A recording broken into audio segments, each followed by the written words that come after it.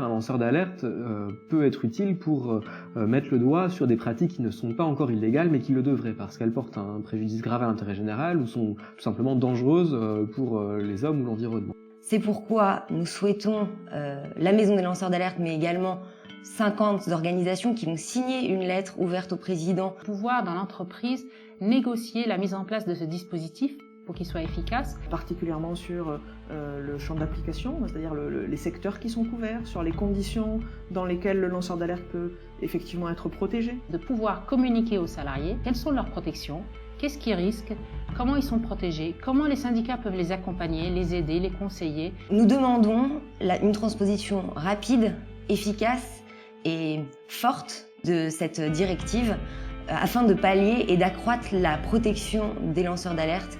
Il a ensuite fallu batailler pour lever des obstacles et des oppositions internes européennes, puisqu'en 2016 déjà, la Commission européenne, donc l'exécutif européen, nous expliquait qu'il n'y avait pas de possibilité juridique pour l'Union européenne d'agir et qu'il n'y avait pas d'utilité à avoir une protection européenne pour les lanceurs d'alerte. Et je pense que vraiment regarder le rôle du lanceur d'alerte seulement sous l'angle de la violation du droit, c'est une vision très étroite. On a vu dans le sondage VA Voice que 49% des cadres disent que le dispositif n'existe pas dans leur entreprise ou qu'ils n'en ont pas connaissance. On a constaté des défaillances dans la loi qui vise à protéger les lanceurs d'alerte.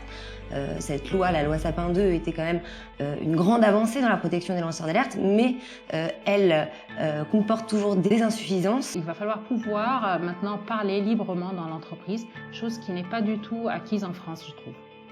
Quand je dis que ça a été une bataille, c'est certain, puisque en fait, le projet de directive au départ, proposé par la Commission européenne, il reprend quasi mot pour mot la logique de la loi française Sapin 2.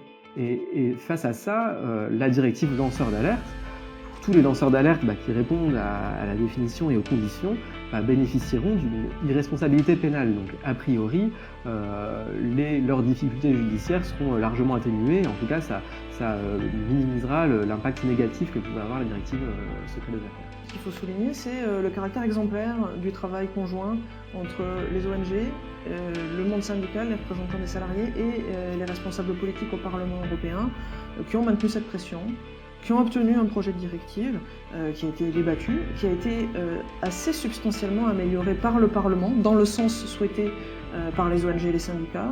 Et j'espère que c'est le début d'une mobilisation qui portera ses fruits dans les 2 ans qui viennent.